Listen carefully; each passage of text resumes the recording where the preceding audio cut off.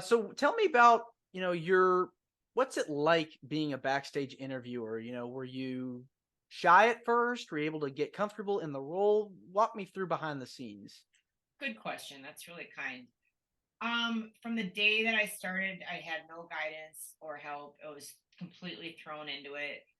So it used to be hard for me when I would read really negative things about me and how I wasn't very good. And now that I've had, again, time to grow and think and fast forward 20 years, when I look back, I was actually pretty damn good.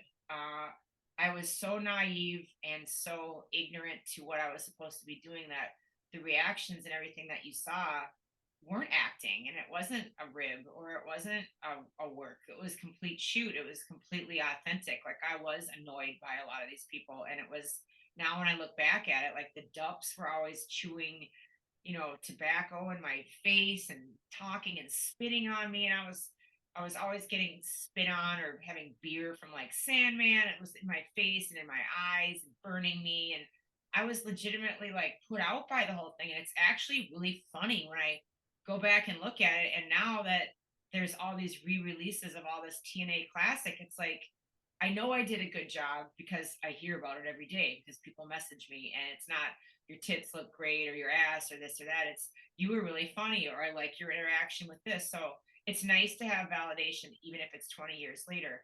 I don't live for validation, but back then I was always asking people, like, will you help me?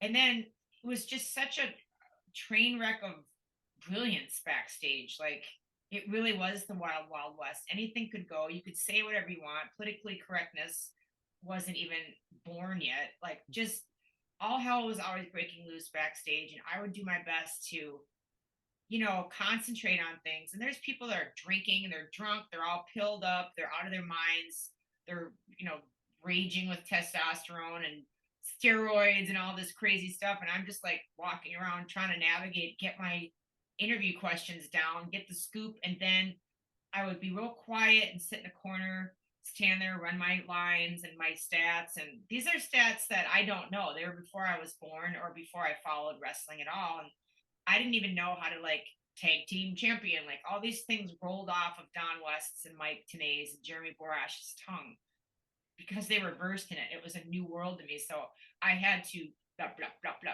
like practice physically saying a lot of these things so that it's live TV, that I don't stumble. I'd get it all down. My heart would be racing. I'd think, all right, I got this. And then either Jeff or Jerry Jarrett or, oh God, what's his name? He passed away. And I'm just, geez, Bob, come on, Goldie, where's your brain? Bob, the guy that ran the travel and the guy that, Oh, was it Bob Ryder? It yes, thank you. was Bob Bob, Ryder. my brain, I'm exhausted. My Bob Ryder, or in the future, Vince Russo, they would all come in and say, no, no, we're going to change all this. And I'd be like, what? Because I had it all down and I was ready to go. And now it's like, you've got 2 minutes before the red button clicks for live in front of millions of people. And they've changed all of the titles of everything and the stats. And it was terrifying. I was always sick to my stomach. I always felt like I was going to crap my pants, like, because, and then people don't realize that. They're like, oh, she sucks or this or that. It's like, yeah, you know what? Even you, wrestling supporter, wrestling follower and fan, you think you got it all down. Let's see you have it down in your mind, and then flip that switch 60 seconds before you're getting ready to speak. And they're like, nope, nope, it's all different. In Mm, fact, you're going to change the statistic to be something it's not, but it's going to sound better for the show. And then yeah. blah, blah.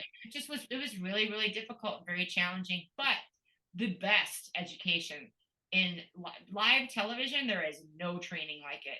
You No, can't. no. That's what I'm just saying. Like, the stuff this day and age, like everybody's brand and everybody's thing. It's like it feels forced and it feels unauthentic and fake.